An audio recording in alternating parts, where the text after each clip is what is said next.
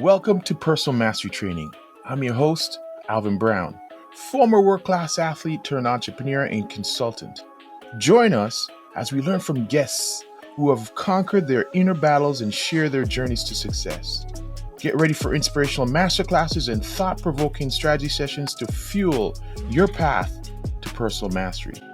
Let's dive in. Hey everybody, welcome to another episode of Personal Mastery Training, the Alliance, where, as you know, we get together with we collaborate with the guys and we kind of throw some stuff at you. We call it the soul food, right? Everybody contributes to this meal, and we hope by the end of it, the goal is by the end, we leave you nourished and fulfilled, some food for the soul. So today, the main meal is going to come from Raymond. Raymond, drop it down and tell us what you brought for us. Yes, so I heard a really interesting short clip packed with value this week from Patrick Bet David. Okay, it's a renowned businessman based in the US. And at some point in his journey, he felt like he wasn't a good CEO. So as he dove into the topic, surrounded himself with other people who were doing what he was striving to do, he found out that in order to be a great CEO, you really only need four things, okay? And he separated them into two segments. Now, I want to take this information and really apply it to our lives. Whether you have a business or not, okay, this can definitely be transferable to your life. So let's dive into it. If you want linear growth, okay, linear growth in your life or in your business, what he found out is that you need, on the one hand, to focus on business development, which is really about networking. Okay, as you said, your network determines your net worth. Okay, if you're like that, so what is the quality of the people that are surrounding you or that are in your circle? How can this elevate you? Okay, so that's on one end. And on the other hand, you need the right systems because, again, we're all human, we're all flawed in some way, shape, or form. If you develop discipline, if you have a right plan, if you have things that can keep you on track, okay, from point A to point B, and then much further, it's going to incrementally help you grow. Okay, so think of this as for your life. So the right people and then the right systems. But ultimately, if you want exponential growth, okay, exponential growth, you need those two following things. Number one is leadership development. You need to dive deeper. You need to go truly deep under the surface and develop skills, develop things that develop you as a leader, not only so you can lead other people, but most importantly, so that you can lead yourself. Okay, so leadership development. And lastly, you need an innovative campaign. In business, we see a lot of different companies that seem to go from zero to 100 very, very quickly. They may not have the best product, but they have this innovative campaign that really puts it out into the world. But they go through this process, right? Well, imagine in your life that you set yourself out on a true adventure, something that pushes you past your boundaries, something that transforms you, a true campaign, a crusade that you take yourself on for your growth. Okay, this is how you exponentially grow. You can play it safe in life, but it's going to be incremental growth. The people that step out, that go out into the open, that take this innovative campaign, and that also truly focus on their leadership development, we see exponential growth from them. So this is what I'm bringing to the meal today, and I'll pass the mic. All right. Charlie, you going to take that one? Or I see you're Yeah, ready, geared up. I love it. So these are I'm really interested in all of this, obviously, from an entrepreneurial standpoint. And I'm gonna start in my wheelhouse, which is leadership development, and then I'm gonna learn a lot from you you both on the other on the other three, but the leadership development is so critical to our growth, right? Without it, we can't have that exponential growth. And you mentioned, Ray, leading yourself. That's part of leadership is leading yourself, your ability to lead yourself. Because if we can lead ourselves, then we really have the ability to inspire others, right? But without leading ourselves, it's really difficult to inspire others.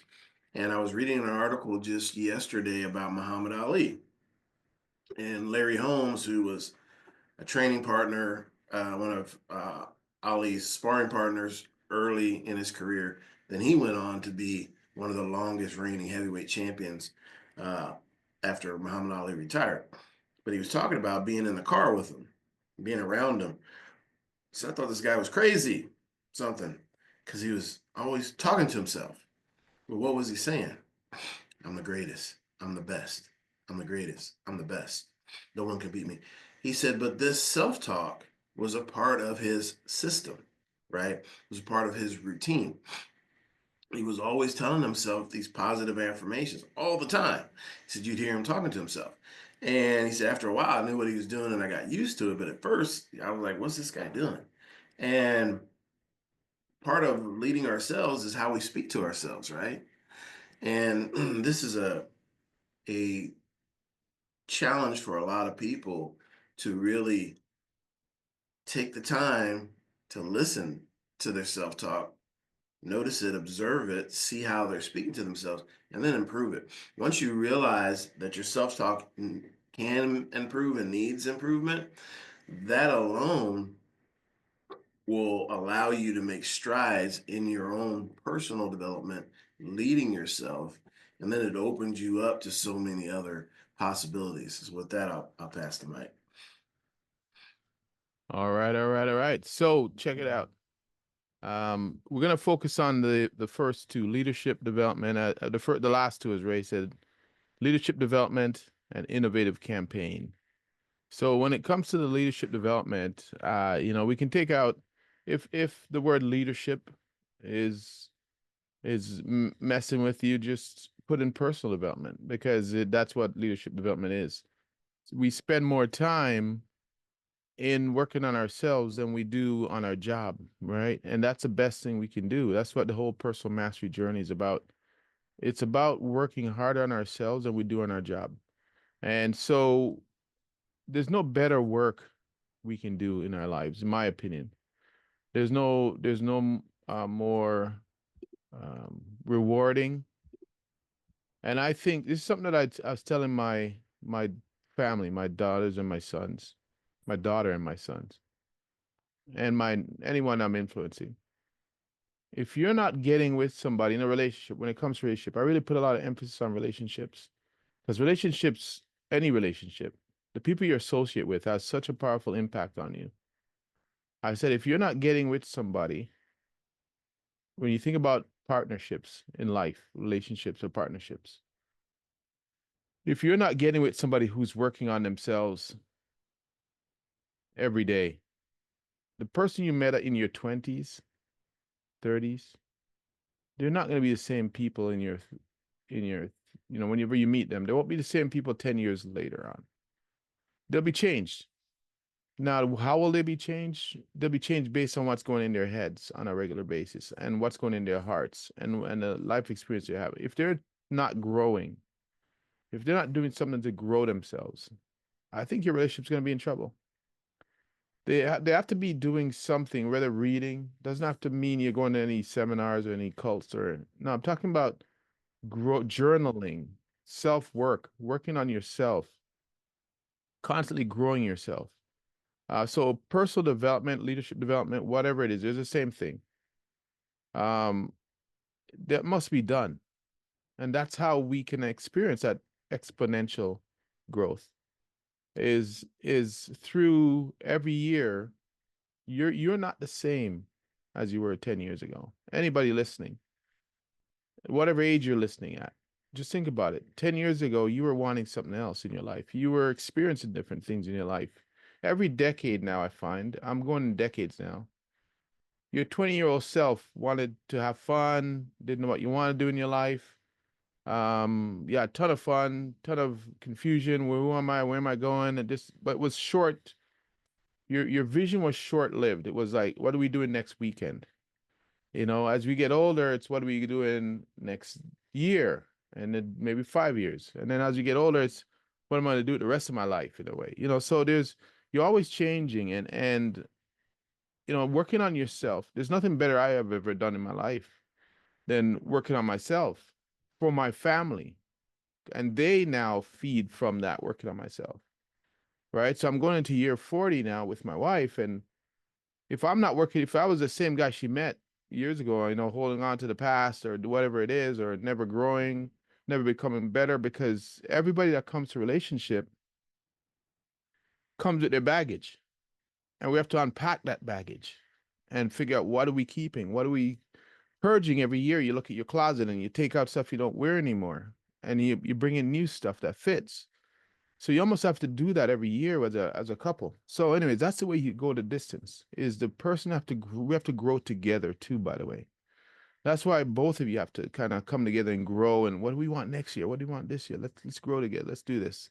So, yeah, that first part, the leadership development and personal development, has to be a key part of that exponential growth. In your business, same thing.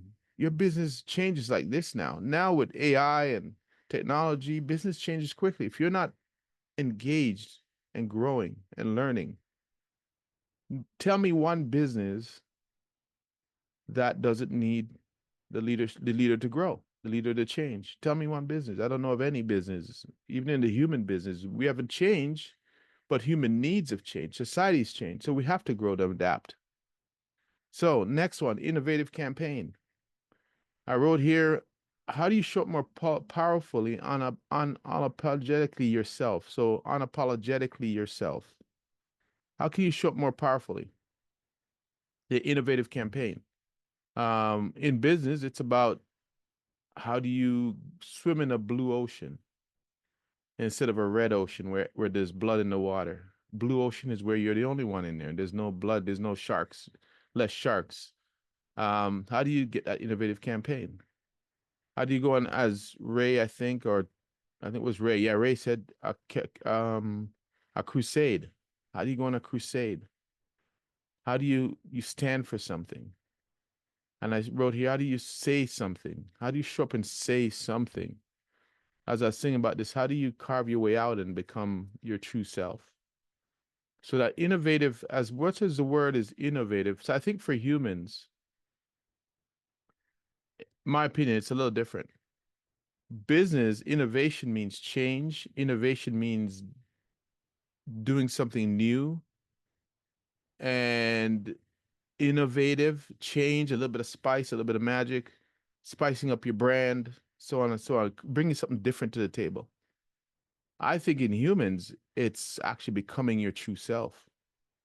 It's kind of a flip slightly, right? Because we show up as a fake most times. We're trying to be this group, this culture, this thing.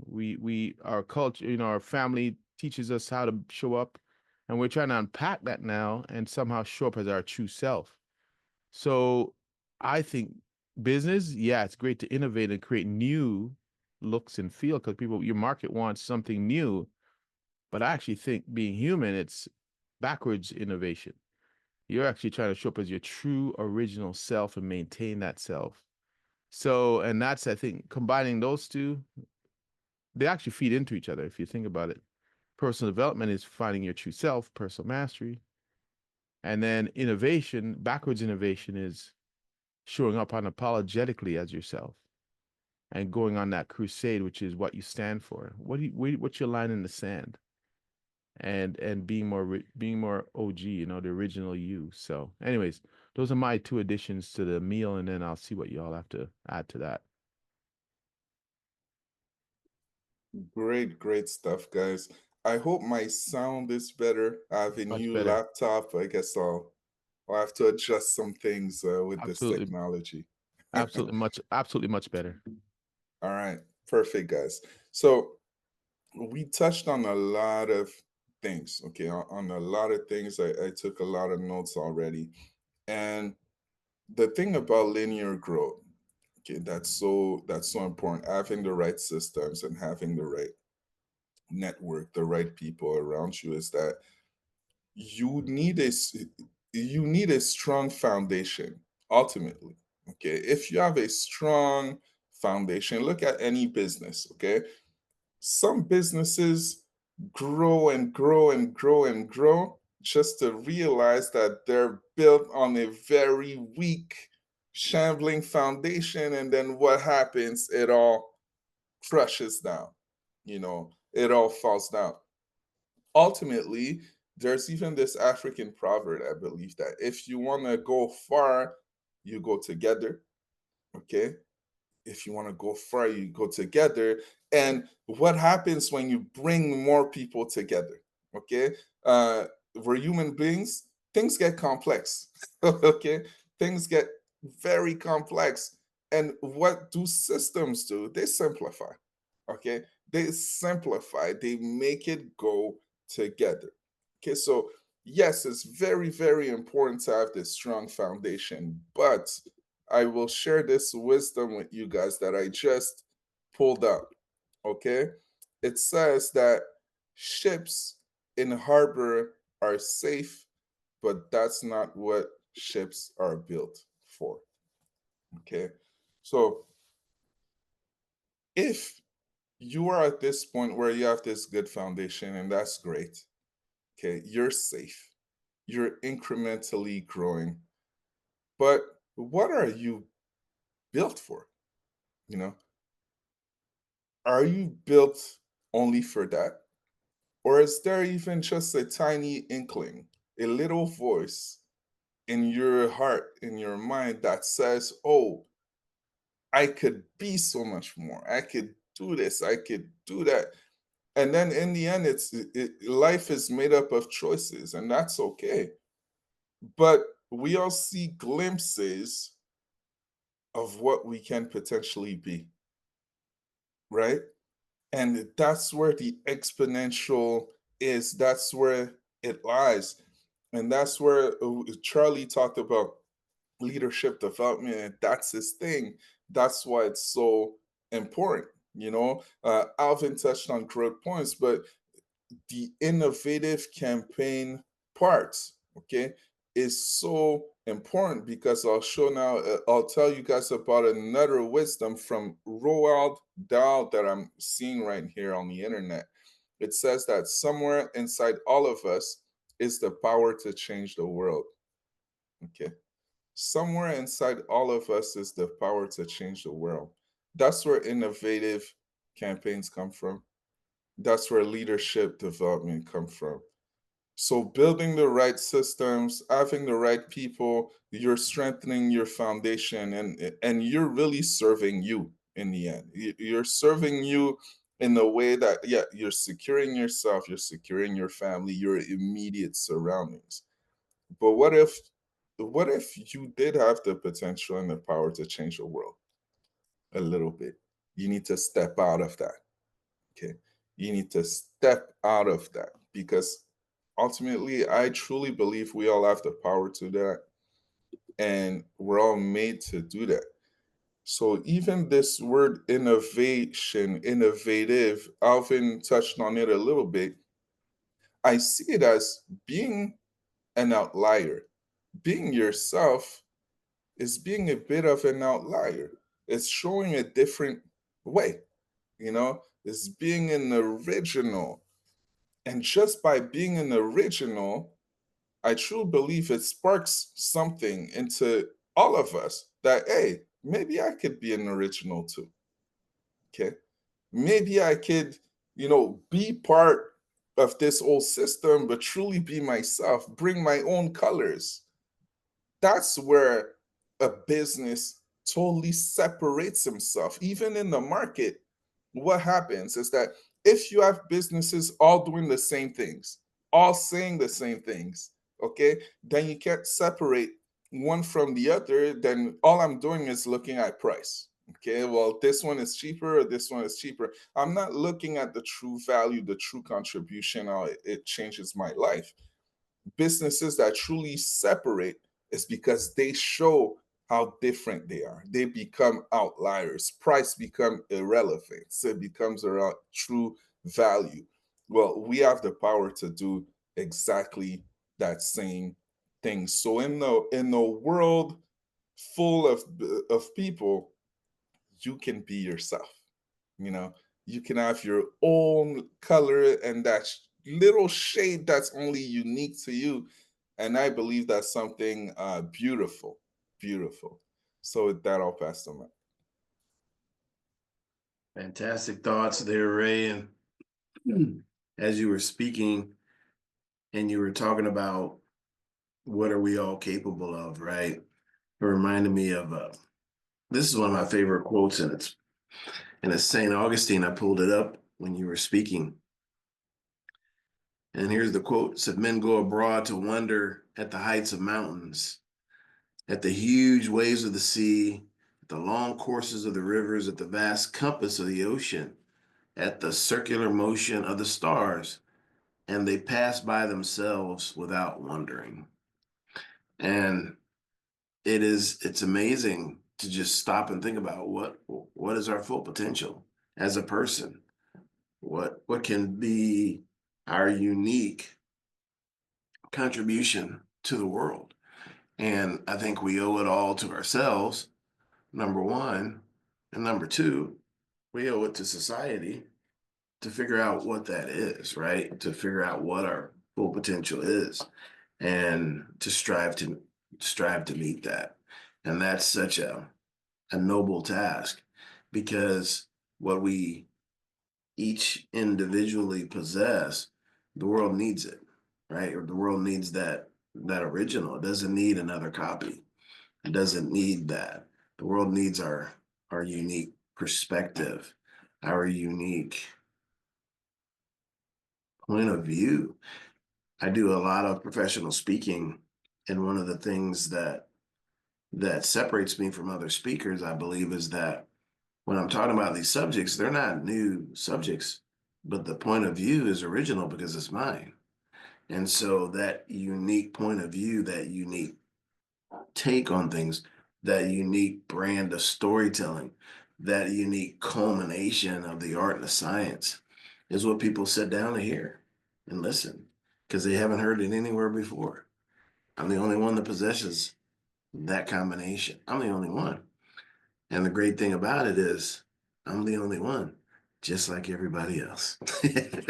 Right? So, if we just embrace that we're unique on this planet, we're all potentially one of one. Potentially, we're one of one. But when we act like everyone else, then we end up being one of none. And with that, I'll pass the mic.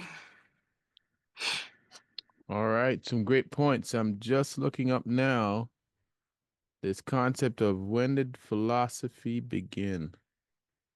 In the 6th century BCE in ancient Greece. That's when it was. That's when philosophy started. So the reason why I bring that up is this constant quest to find ourselves and show up as our original self has been a long journey. And even to this day, I always sit back and I recently in Toronto, in Canada, we were visited by Taylor Swift. And Taylor Swift, I heard she generated just her visit 2 weekends in a row. She played 6, 7 days here. 2 weekends in a row, sold out. Tickets were selling. There's some tickets that I reread. My son bought a ticket for his girl, and they went. And I think we looked at his tickets. We didn't tell him this because he'd probably sell them if he knew. But his tickets were each $4,000 each. But that's not what he paid for them. But that's what they were worth at the time of the concert. And she generated for Toronto, her visit generated $330 million. Just her visit to Toronto. And then she went to Vancouver. So my point is this: Taylor is a phenomena right now. My son went, by the way, and he said it was incredible.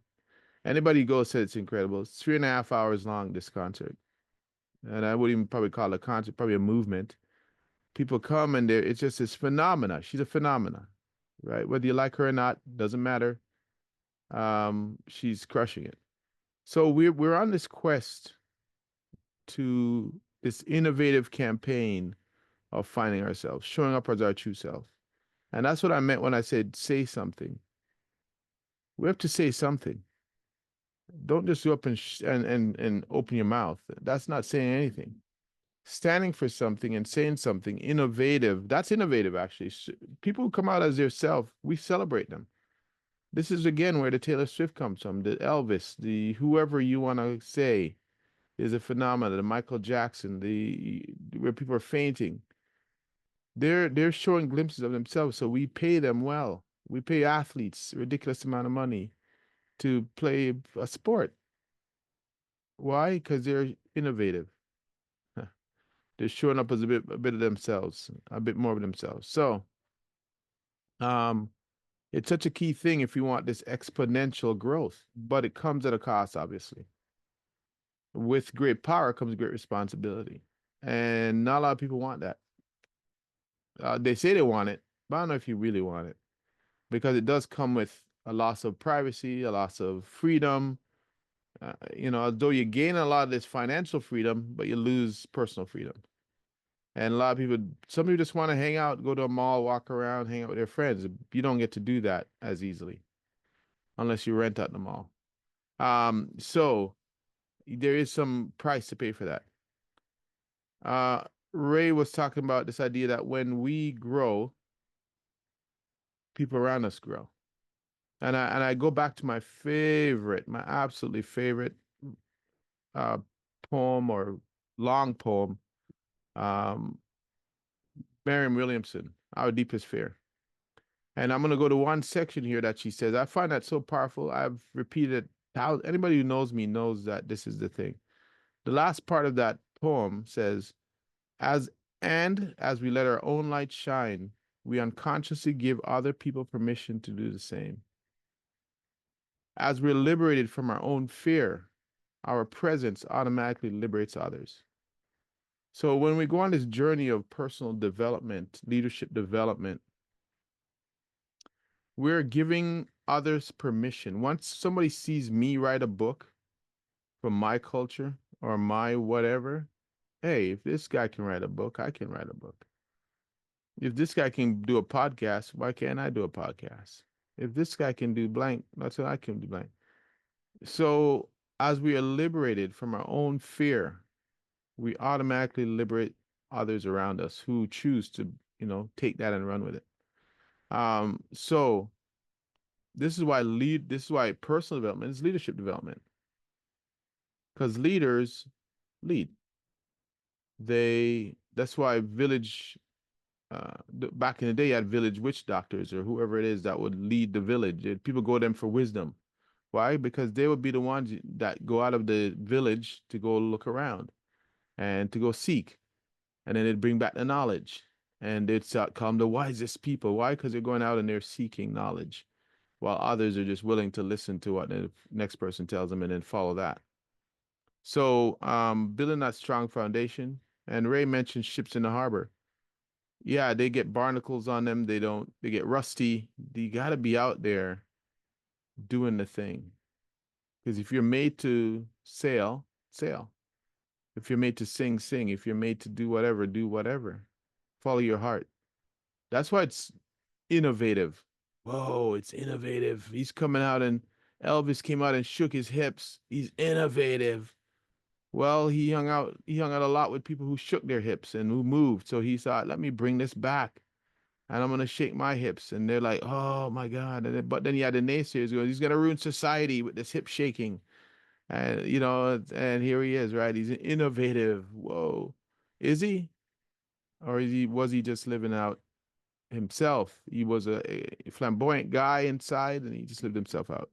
So, anyways, um, leadership development, personal development, and innovation.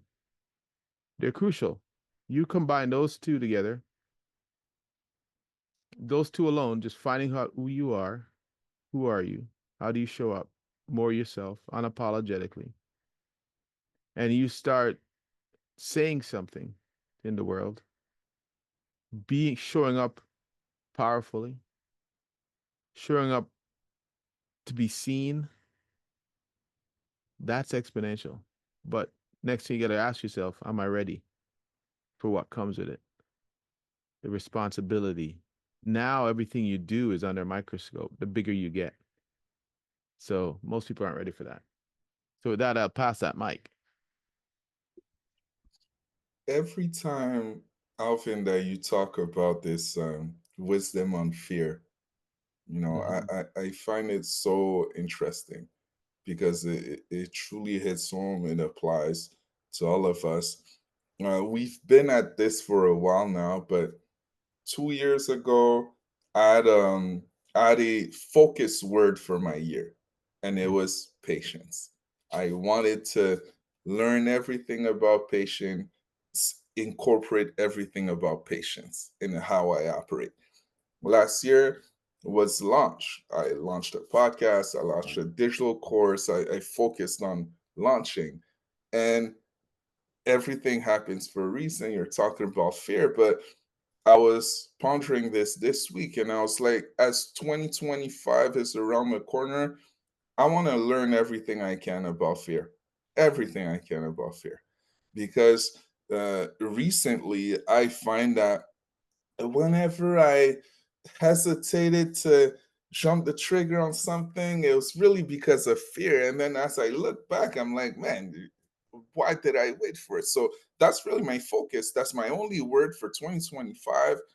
I want to learn everything I can about fear. I want to observe it.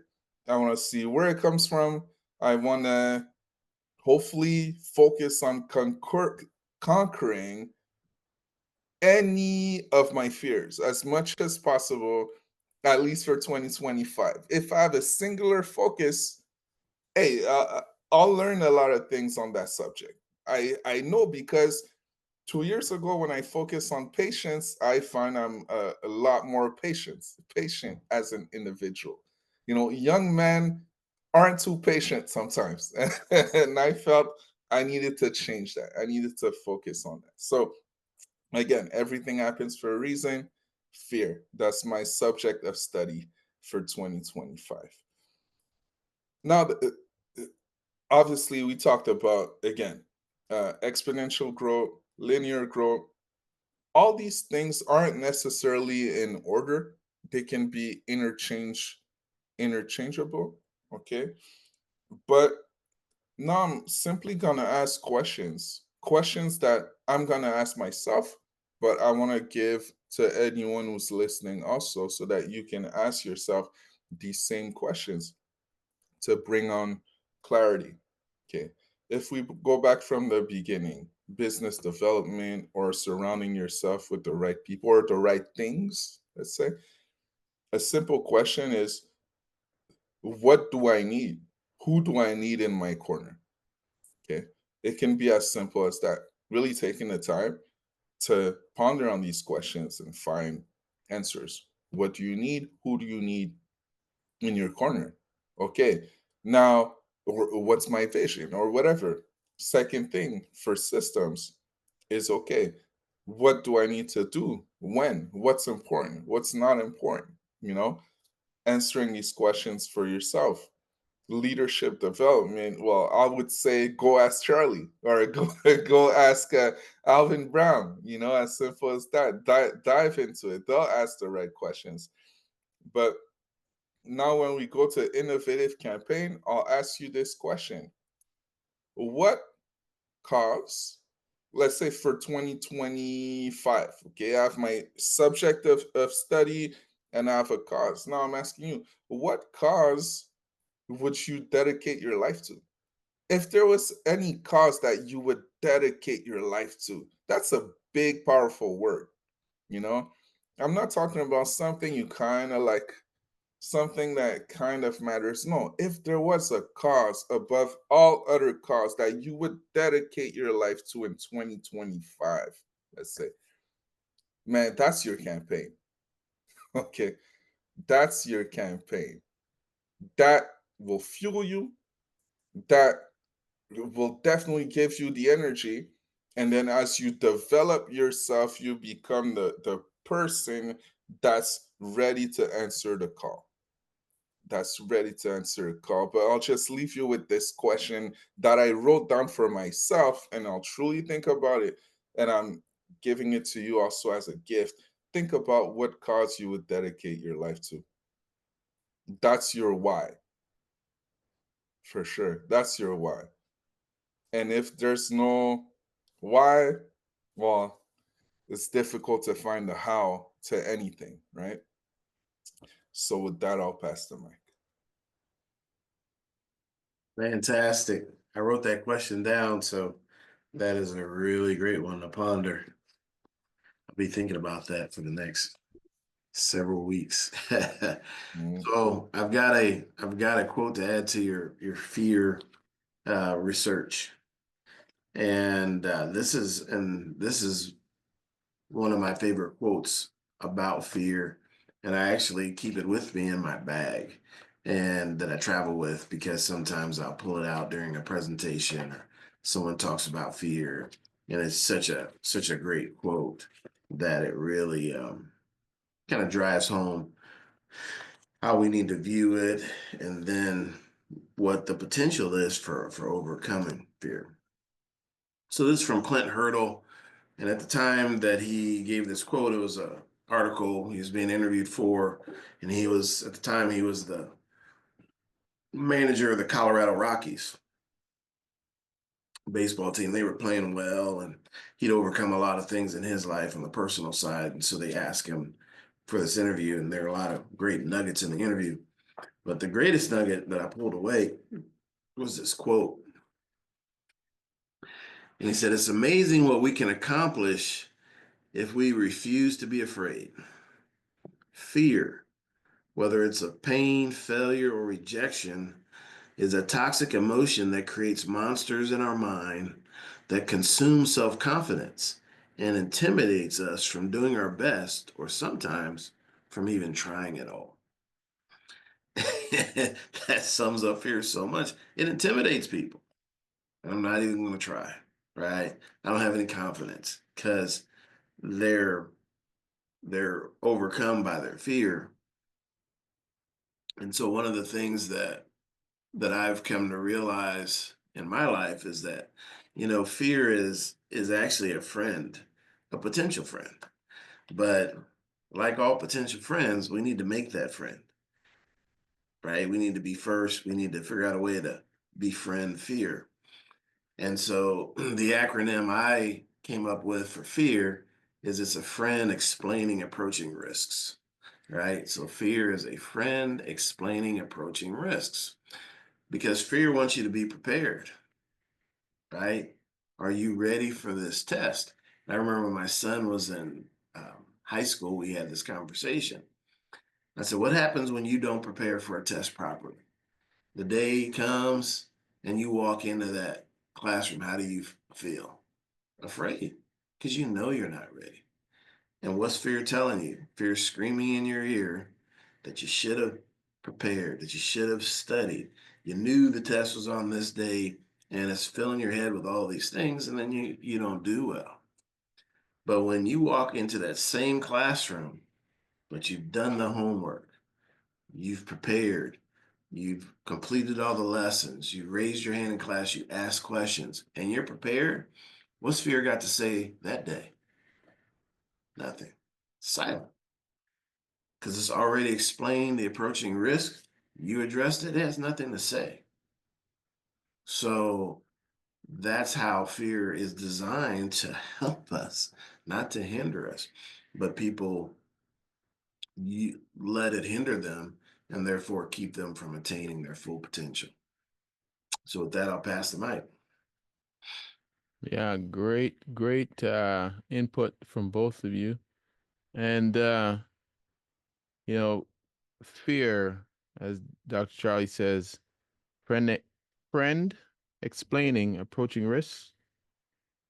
Excellent. And then there's obviously The old acronym of that is false evidence appearing real, which is, all amazing. And so Ray was asking, I mean, fear is necessary, obviously, as Dr. Charlie asked. I think if you turn the question that leads to fear turn the statement that leads into fear into a question, then it leads you to answering that question, like, how can I prepare for this event, this experience coming up? How can I deal with this challenge? How can I, and then so fear pops up. You're fearful of the public speaking, whatever it might be. And then you turn that into a question. How can I make this event more powerful? How can I learn from it? So turning the fear uh, alert into an event. What's the question behind it? As Dr. Charlie said, explaining approaching risks. What are the risks that are coming up? And how can I prepare? So then Ray asked about what would you dedicate yourself to in 2025? It's a great question. And instantly what came to my mind at this point in my life, if you want to take fear with it, this point in my life, what cause, what crusade I want to go on for 2025 is a freedom fighter, emancipation. I want to help people to emancipate. And I looked up the word, the fact or process of being set free. And here it says legal, social, or political restrictions, liberation. And then we tie it back into fear. Most people are living a life of quiet desperation, as Henry David Thoreau would say. Most people are living behind the bars in their life. And it's always been my thing, personal greatness. My first book, Journey to Personal Greatness, Mind, Body, and Soul, A Blueprint for Life, Balance, Self-Mastery, so on. And then now the next book coming out is The Four Pillars of Mastery. Everything is about personal mastery. It's about the podcast, Personal Mastery. Everything is about liberating, emancipation. So I want to be that freedom fighter. I want to be Harriet Tubman, who drags you out of slavery, self-imposed slavery, into freedom. This is what I want to help people do, is to investigate the boogeyman under the bed, the noise in the closet. Open the closet. Is there anything in there? Right? Do you actually see it? Take a look. Look under the bed. Is there something under the bed? Or is it just noises that are scaring you? So look in. That's my quest. It's always been my quest, but I'm gonna actually take it up to the next level.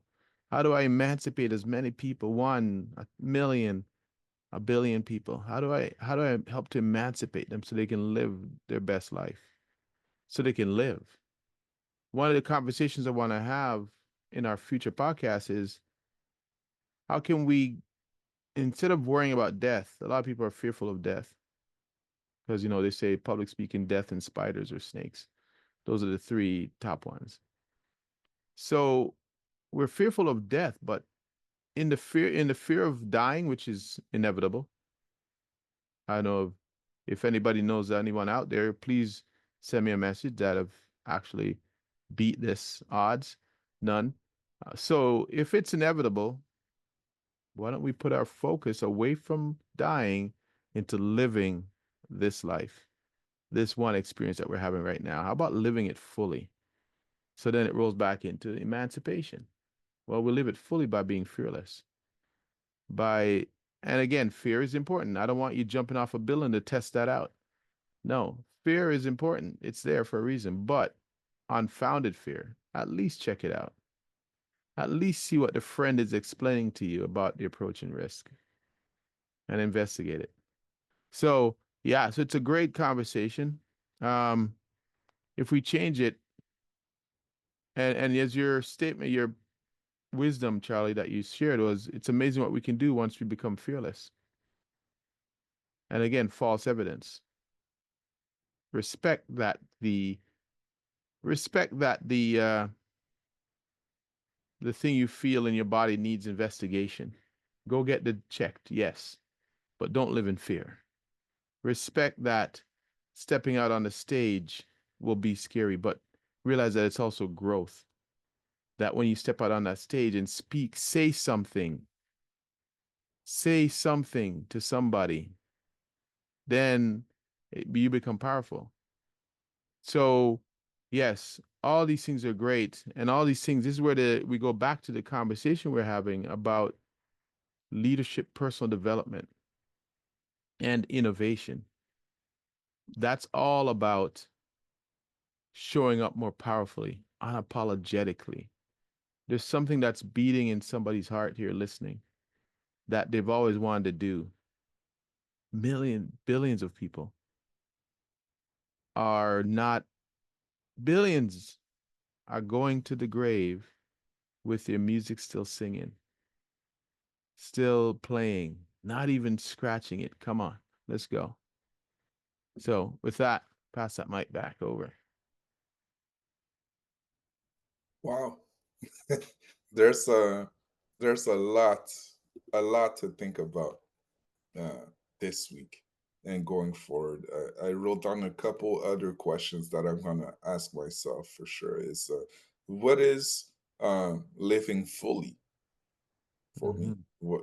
What is that like? I like the words emancipation. They speak to me. Charlie, what you talked about also, making fear your friend. That speaks to me. That speaks to me. Well, you get to do that when you're prepared. When you understand what fear is. And that's my crusade, as I said, for 2025. And I'm excited. I'm really excited about it.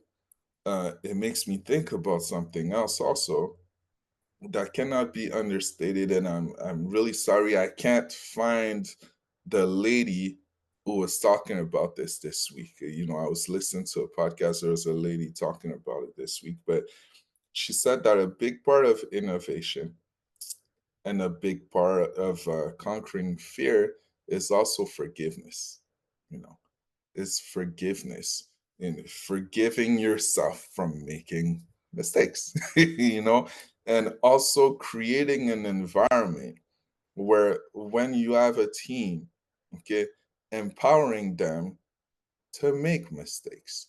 Because in any environment where people tend to feel, whether it's yourself that you convince yourself that you cannot make any mistakes, you don't have that luxury, or that your team, they don't have that luxury, there's no more growth, there's no more innovation, because people are too safe and they don't try, they're not willing to step out, so there cannot be growth there. So obviously, creating this environment where you give yourself permission to fail, under or failing, as Alvin says, there's a momentum. Yes, It's sir. not final, correct? There's momentum. And then that way, you learn from your mistakes, you continue to grow, you continue to strengthen yourself, and most importantly, you acquire wisdom. Wisdom from experience, from true experience, not something that's hypothetical, that, okay, what if? No, I've lived it, I've done it, I know what it's like, I know what to do, I know what not to do. That's life, ultimately. And there's three words that always stay in my mind, okay? And I write down consistently in everything that I do. And for me, it's presence, purpose equals power. Presence plus purpose equals power. For me, that's, and it's might be different for a lot of people, but for me, that's emancipation for me. Okay, it's, am I fully present in any situation? And in order to reach that level where I can be present is because I've done a lot of things, beforehand to be able to be still in any situation, right? that needs to be worked on every single day. And from presence, you get clarity. You get to see things exactly from where they're at. You get to connect and align your next move with your purpose, whatever that is, what you decided to be, whatever cause there is. And from that mixture, there's power. There's a lot of power that unleashes from that. So I could go on and on and on for a long time. I feel I'm a bit out of words. I have a lot of questions I'm asking myself. Uh, this is a really interesting topic and subject that we've been talking about today. From how exponential growth and linear growth they come together, but ultimately, what are you creating? What are you living for? What are you conquering every single day? The small, the big things. Great talk, guys. Great talk. And I'll pass the mic. I wanted to throw something in here, and I'm going back, and I want listeners to get the essence of this. When I looked up, you talked about making mistakes. This is a quote from Alexander Pope, 1711. 1711 is 2024. He said, "To err is human. To forgive is divine." Wow. Okay, to err, make an error, is human. To forgive is divine. I mean, and that applies to forgiving others, forgiving yourself, even more importantly. So if this man wrote this 1711, how long do we need to learn this lesson? It's 300, so why do we keep beating ourselves up when we know to err is to be human, to forgive is divine? But we want to be perfect first before we do this. Oh, we feel stupid. I mean, to err is to be human. I mean, 300 years ago. How much? What do we have to do? Another 300? Like, when do we stop beating ourselves up for? Uh, it's human. Go out and do. Fail forward. It's part of the game. That's how you learn. The ship has to leave the harbor to so it doesn't get rusty. Get going, emancipate yourself. Let those words emancipate you, free you from this fear of making an error. To err is to be human. To forgive, divine. Forgive yourself for the last error you made. Move on. Emancipate the chain, take the chains off, free yourself. Go, go, go. Go do what you got to do. Stop dying with your music still in you. 300 years. Come on. Let's go. So that's what I want to input right now. Fantastic. Well, I'm gonna, my closing thoughts are, to have exponential growth, we can't go alone, right? As Ray said, that African proverb, if you want to go far, you got to go together, right? So who's on your team?